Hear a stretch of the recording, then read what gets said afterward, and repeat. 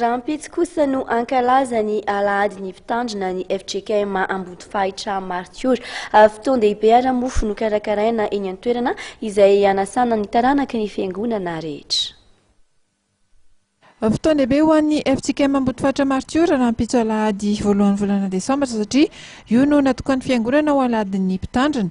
Alahady iray izay hitrotrona ambavaka manokana ny pasteur Lazasoa Rakotodranaivy sy ny ankohonany. Antsoina isika taranaka eto amin'ny FJKM Ambodifaitra Martiora.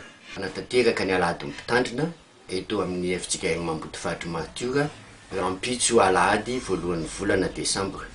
Ny alahadin'ny mpitandrina no fotoana iray andro iray hitrotrotsika ambavaka ny mpitandrina Rakotodranaivy Lazasoa mianakavy manoloana ny adidy masina lehibe iantsoroany. Izany koa no entintsika anohanana azy amin'ny marika hita maso satria hoy tokoa mantsy ny soratra masina hoe aoka izay ampianarina ny teny mba hahafoy zavatsoa ho an'izay mampianatra.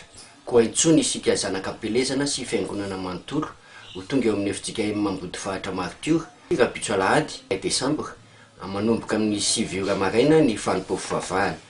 Ho an'izay tsy ho afaka noho ny antony maro samihafa dia mbola afaka manatanteraka izany isika mandritra ity volana desambra ity. Manomboka amin'ny 7 ora sasany maraina moa ny fanompoafo vavahana eny an-toerana ary antenaina fa dia ho tonga maro ireo taranaka Ambodifaitra monja izany fotoan-dehibe izany.